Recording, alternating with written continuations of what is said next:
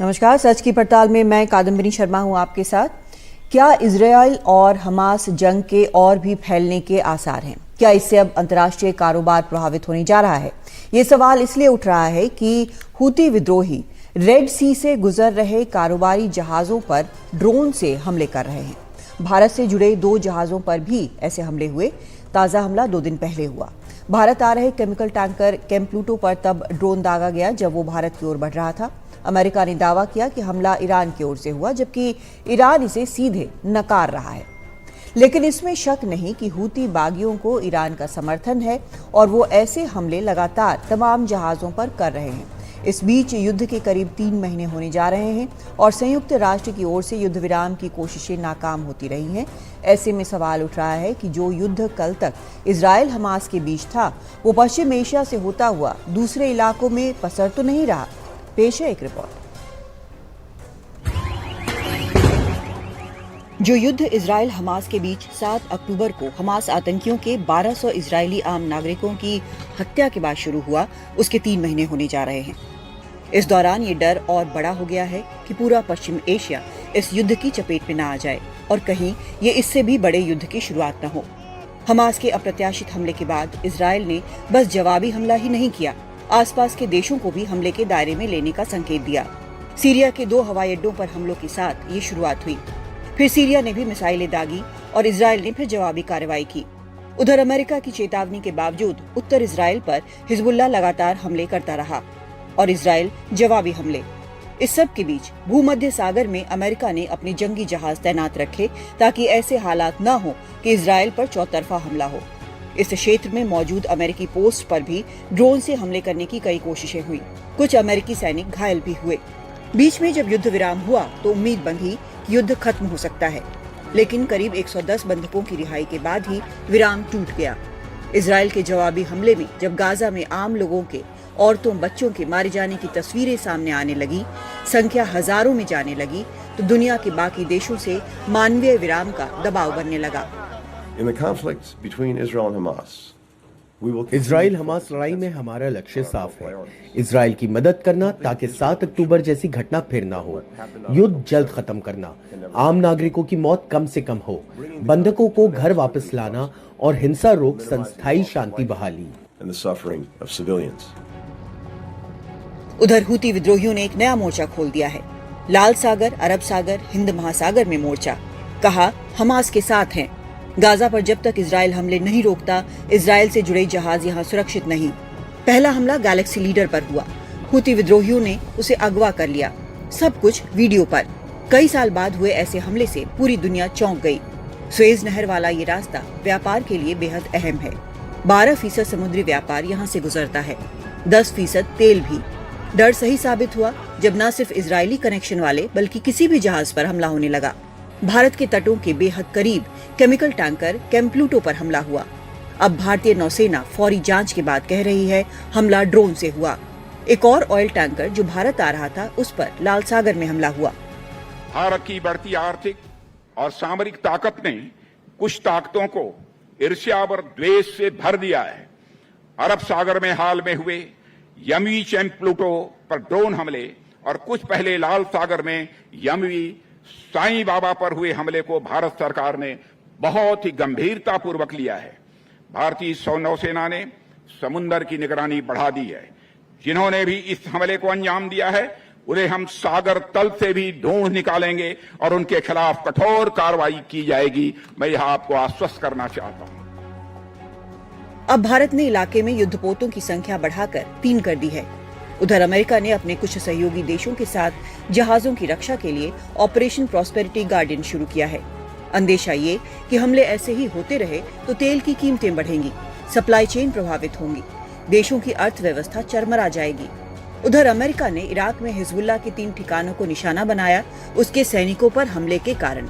युद्ध का असर सब जगह दिख रहा है, पश्चिम एशिया से लेकर भारत तक, अमेरिका, यूरोप तक, और एक नया खतरा ड्रोन वॉर का। सवाल उठ रहा है कि ये जंग खत्म होगी या और फैलेगी।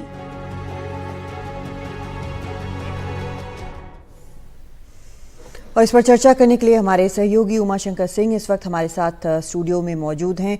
उमा, आपने ये रिपोर्ट देखी, मैं और आप दोनों इजराइल में थे जब 7 तारीख के हमले के बाद। उस वक्त भी ये डर था कि ये जो युद्ध है इस क्षेत्र तक नहीं रहेगा, जिस तरह से बिल्कुल दुनिया के देश एक दूसरे से जुड़े हुए हैं, एक दूसरे पर निर्भर हैं, और अब वो बहुत हद तक लग रहा है कि डर जो है वो कहीं हकीकत में ना बदल जाए।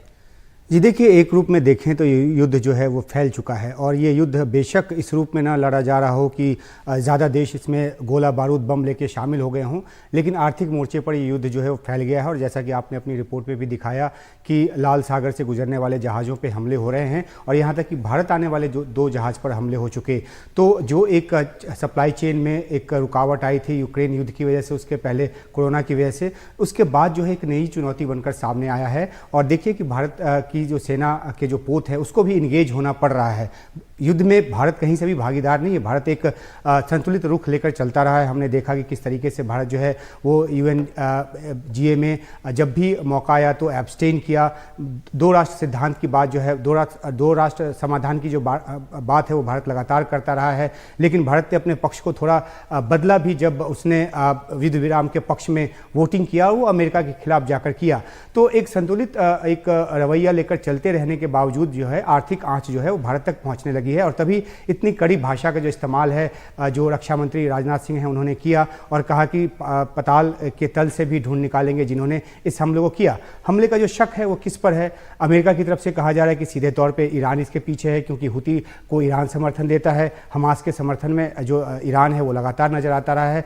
तो जैसा कि मैंने कहा कि बेशक ये बमबारी के तौर पे अलग अलग इलाकों में ना फैला हो। और आपको एक बात और याद दिला दे कि ईरान ने कहा था कि युद्ध के नए मोर्चे खुलेंगे। हालांकि अमेरिका का जो युद्धपोत है जो कि भूमध्य सागर में तैनात है, शुरुआत में ही कर दिया गया था जब ये अटैक हुआ था, तो एक डिटरेंट का वो काम कर रहा है। और ये भी वजह है कि ईरान जैसा देश जो है तमाम समर्थन देने के बावजूद भी सीधे तौर पर युद्ध में नहीं कूदा है। लेकिन उनके प्रॉक्सी जिस तरह से वारदात कर रहे हैं और उनके खिलाफ जो जवाबी कार्रवाई चाहे इजराइल की तरफ से हो रहा हो या अमेरिका की तरफ से हो रहा हो, तो उसका जो एक इफेक्ट है वो इलाके में पड़ रहा है। और अंदेशा इस बात का है कि ये फैल जाएगा, लेकिन आर्थिक तौर पर तो फैल ही चुका है।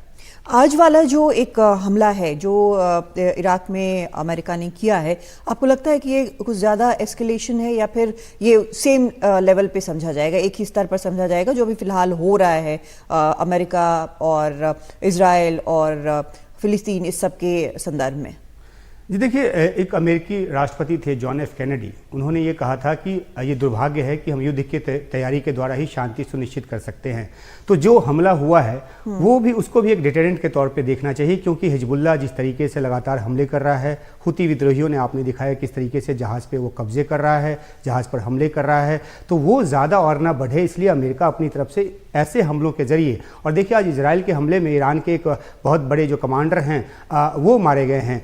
तो इससे एक जो ये एक डिटरेंट के तौर पे काम करेगा, और इस वजह से अमेरिका या इजराइल को लगता है कि इस तरह के हमले ज़रूरी हैं। लेकिन आपने सही कहा कि इससे ये खतरा भी बढ़ता है कि और ज़्यादा रिटेलिएशन जो है और ज़्यादा जो हमले हैं वो उनकी तरफ से हो। लेकिन एक बात देखनी होगी कि जब तक किसी देश की जो रेगुलर आर्मी है वो इसमें नहीं कूदती, तब तक ये जो कंटेंड है जिस तरीके से उसी तरह से रहेगा। हाँ, इतना ज़रूर है कि जो इसका आर्थिक खामियाजा है वो दुनिया को भुगतना पड़ रहा है, और आगे जाकर इसके और ज़्यादा जो इस पे अर्थव्यवस्था पे बुरा प्रभाव पड़ने की आशंका है। तो जो आज हमले हुए हैं, खासतौर पे जो अमेरिका ने हमला किया है या फिर इजराइल ने हमला किया है ईरान पर, और जो इराक में हमला किया है अमेरिका ने, उसको इस तौर पे देखा जाना चाहिए कि अमेरिका डिटरेंट के तौर पे काम कर रहा है, और इस तरह के हमलों के जरिए वो सुनिश्चित करने की कोशिश कर रहा है कि ज़्यादा सिर ना उठाएं ना जो लेकिन एक चीज़ तो तय है कि इजराइल जो है वो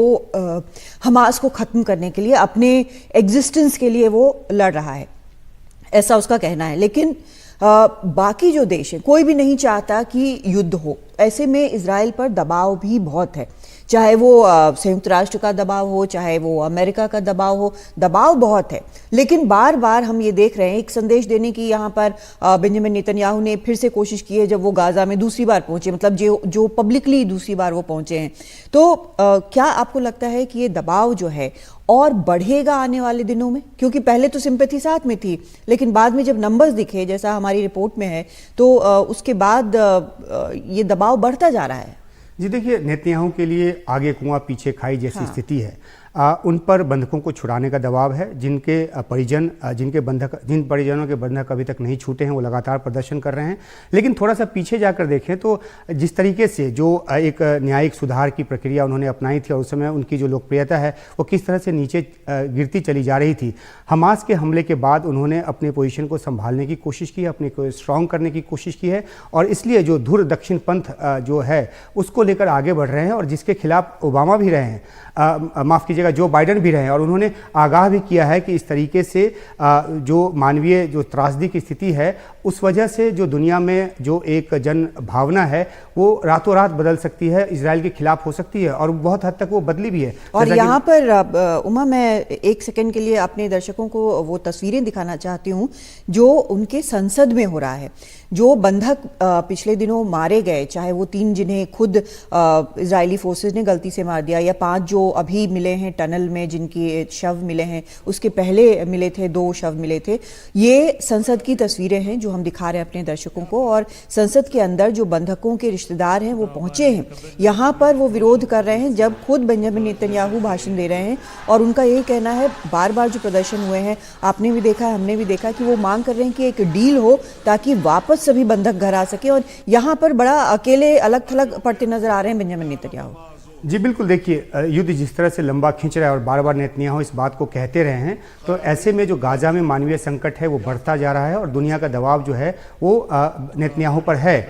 और ये भी उनसे कहा जा रहा है कि जो युद्ध के बाद वो गाजा छोड़ दें, जिसके लिए वो तैयार नहीं। उनका कहना है कि गाजा जो है वो सुरक्षित रहे, इजराइल के लिए फिर से खतरा न बने, इस बाबत वो सुनिश्चित करेंगे। यानी कि एक अपरोक्ष तौर पे वो कह रहे हैं कि फौज जो है वो वहाँ पे बनी रहेगी और ये बात भी दुनिया के देशों को नागवार गुजर रहा है और वो ये चाहते हैं कि वो वहाँ से निकले। लेकिन दूसरी अहम बात ये है कि जिस तरीके से जो बंधकों के परिजन हैं उन्होंने लगातार उनको घेरने की कोशिश की है, इससे उनकी स्थिति और ज़्यादा जो है वो एक बुरी परिस्थिति में पहुँचे हैं। और ये भी एक बड़ी वजह है कि वो दूसरी बार गाजा चले गए, क्योंकि फोकस जो है वो युद्ध पर रखना चाहते हैं और वो दिखाना चाहते हैं कि जिस तरीके से 1200 इजरायलियों की हत्या हुई उसके लिए वो किसी भी हद तक जा सकते हैं।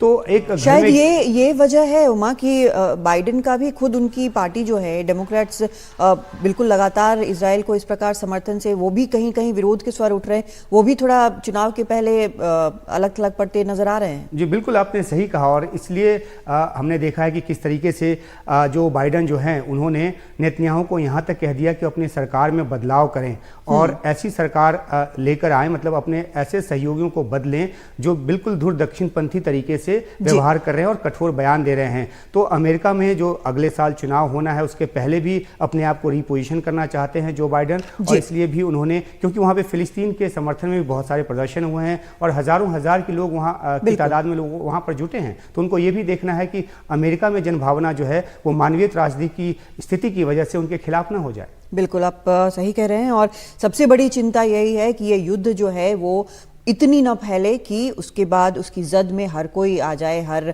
देश आ जाए, क्योंकि ऐसे ही कोविड के बाद आर्थिक स्थिति बहुत अच्छी बहुत जगहों पर नहीं है। बहुत शुक्रिया उमाशंकर सिंह आपका इस पूरी चर्चा के लिए। और फिलहाल एक ब्रेक लेते हैं, लेकिन ब्रेक के बाद हम देखेंगे इजराइल हमास के युद्ध के चलते गाजा और बेथलेहम में नहीं मना क्रिसमस। पूरी खबर ब्रेक के बाद।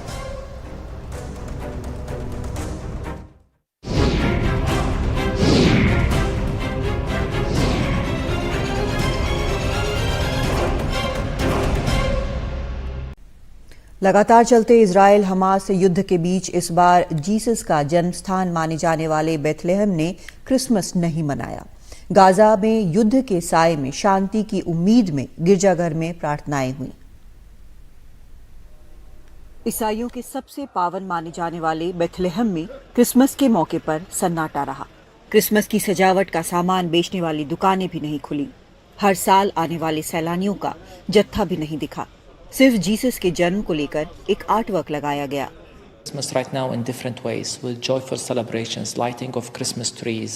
दुनिया क्रिसमस ट्री पर सजावट कर खुशनुमा उत्सव मना रही है, लेकिन यहाँ क्रिसमस पूरे वक्त ऐसा दिख रहा है। बच्चों को मलबे से निकाला जा रहा है। परिवार जिन्होंने अपना घर खो दिया ढहे हुए घर। इसलिए हम उम्मीद करते हैं कि दुनिया फिलिस्तीनियों के दर्द पर ध्यान दे, न्याय मिले, युद्ध विराम हो। The plight of the Palestinians, to our suffering, and for the need and the urgent need for justice in this land, and the very urgent need of a ceasefire. युद्ध के विरोध में जुलूस निकले, फिलिस्तीन का झंडा दिखा। दूसरी तरफ गाजा में मलबे के ढेर के बीच बीता क्रिसमस। इस प्रार्थना के साथ कि शांति लौटे। ये उत्सव बाकी से अलग है। फिलिस्तीनियों के लिए ये दर्द का उत्सव है। 5 दिन पहले मेरी बीवी और बेटी यहीं चर्च के प्रोग्राम में मारे गए। एक स्नाइपर ने उन्हें मार डाला। उनके पास कोई हथियार नहीं थे। वो किसी विरोध गुट के नहीं थे। 7 अक्टूबर को 1200 इजरायलियों की हत्या के बाद शुरू हुए इजराइल हमास युद्ध के 3 महीने होने को हैं। 20,000 से ज्यादा फिलिस्तीनी इजरायली जवाबी हमलों में मारे जा चुके हैं। हमास ने अब भी 120 इजरायली बंधक बना रखे हैं और युद्ध फौरन खत्म होता नहीं दिखता। दिल्ली से कादम्बिनी शर्मा, NDTV इंडिया। सच की पड़ताल में आज इतना ही। नमस्कार।